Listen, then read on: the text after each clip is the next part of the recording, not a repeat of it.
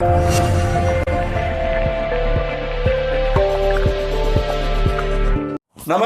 दिन भर की तमाम खबरों को लेकर मैं हूं आपके साथ सुरेंद्र जोशी। आप देख रहे हैं हलचल न्यूज।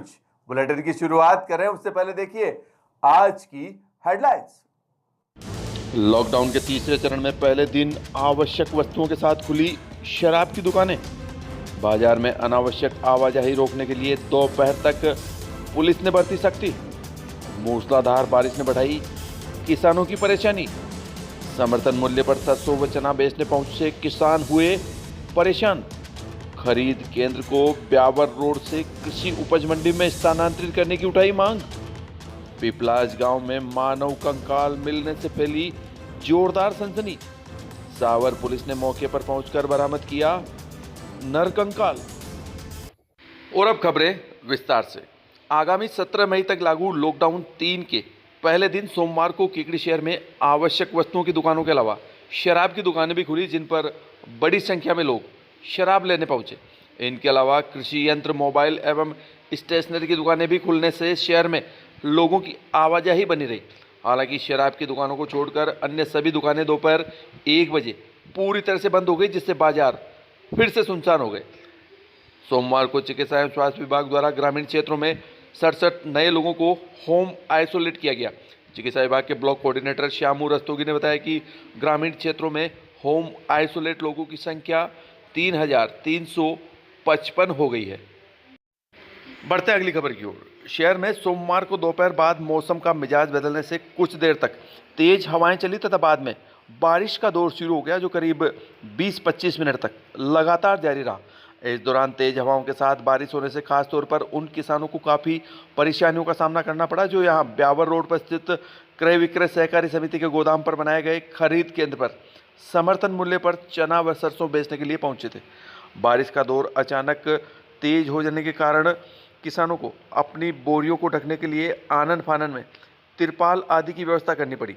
बारिश के साथ चली हवाओं का दौर इतना तेज था कि इस केंद्र पर किसानों के लिए लगाया गया टेंट तेज हवा में उड़कर धराशायी हो गया, जिससे किसानों को काफ़ी परेशानियां उठानी पड़ी। तिरपाल के अभाव में कई किसानों का माल भी भीग गया, जिससे इस खरीद केंद्र पर आए किसानों ने खरीद केंद्र को कृषि उपज मंडी में स्थानांतरित करने की मांग रखी। क्या मांग आप लोग? मांग है जगह नहीं है यहाँ और मंडी में जगह मिले तो काश्तकार परेशान नहीं होंगे। मांग अच्छा, बारिश की वजह से बारिश की वजह से परेशानी हो रही है। हम ये चाहते हैं कि हमारे को मंडी के अंदर जगह दी जाए, सभी किसानों को माल मंडी के अंदर तुलाया जाए, ये हमारी मांग है। हमारा जो किसानों को जो माल है वहाँ मंडी के अंदर तुलाया जाए। यहाँ जगह नहीं है और यहाँ पे भी जगह नहीं है सर। ये क्या जगह नहीं है। केकड़ी प्रशासन और मंडी समिति जो भी है उनको सभी को वहाँ पे केकड़ी मंडी के लिए हमारे को माल तुलने के लिए वहाँ पे जगह दी जाए।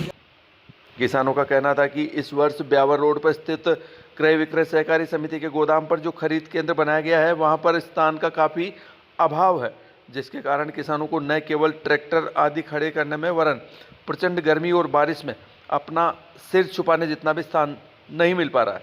किसानों का कहना था कि हर बार समर्थन मूल्य पर खरीद का कार्य कृषि उपज मंडी प्रांगण में किया जाता है, जहाँ पर पर्याप्त टीन शेड होने के कारण बारिश व गर्मी के बावजूद किसानों को किसी भी प्रकार की परेशानी का सामना नहीं करना पड़ता है।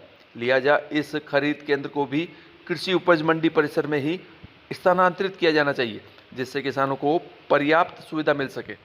इस संबंध में क्रय विक्रय सहकारी समिति के मुख्य कार्यकारी अधिकारी कुलदीप सिंह का भी कहना है कि समिति गोदाम का परिसर छोटा होने के कारण यहां एक दिन में 8-10 किसानों का ही माल तोला जा सकता है।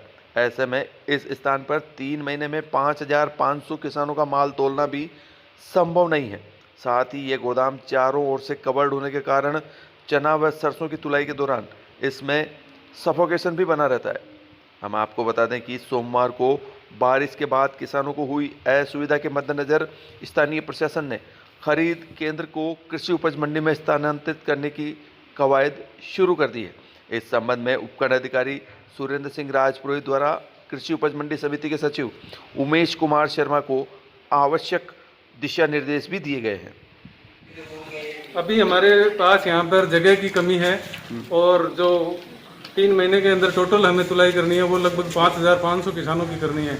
उस हिसाब से देखा जाए तो हम प्रतिदिन 80 किसानों का अगर माल तोलें तो हम 3 महीने में ये कर सकते हैं।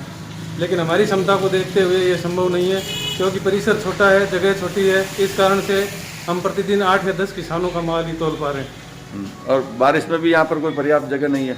बारिश के लिए भी बाहर किसानों को इधर उधर भटकना पड़ता है, तो वो भी पर्याप्त जगह नहीं है, सुविधा नहीं है। और वो गोदाम जो है वो चारों तरफ से पैक है। इस कारण से जब माल तुलाई होती है और छनाई होती है तो अंदर सफोकेशन होता है, जिस कारण मजदूरों को और किसानों को परेशानी का सामना करना पड़ता है। बढ़ते हैं अगली खबर की ओर। समीपवर्ती ग्राम पिपलाज में नाहर सागर बांध के पास स्थित खेत में सोमवार को सुबह एक नर कंकाल मिलने से गांव में जोरदार सनसनी फैल गई।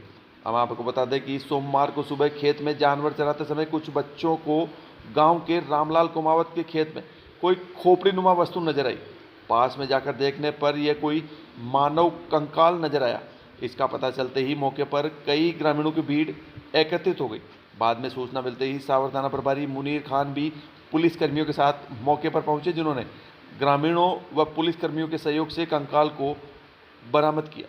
थाना प्रभारी मुनीर खान ने बताया कि यह एक नर कंकाल है, जिसकी खोपड़ी अलग तथा शरीर की अन्य हड्डियां शत विकसित हालत में बरामद हुई है, जिसको DNA टेस्ट के लिए भेजा जाएगा। हाँ सर, आज सुबह 11 साढ़े 11 बजे गांव पीपलाज गांव से फ़ोन आया कि एक पीपलाज बांध के पेटे में एक नर कंकाल पड़ा हुआ है। मौके पर आया, देखा तो एक मानव कंकाल पड़ा हुआ था, जिसकी खोपड़ी अलग थी। कंकाल की हड्डियां सख्त विकसित स्थिति में थी। पंचनामा कार्रवाई कर रहा हूँ। DNA टेस्ट के लिए प्री रिजर्व सैंपल निकला हुआ है, जाकर जांच की जाएगी।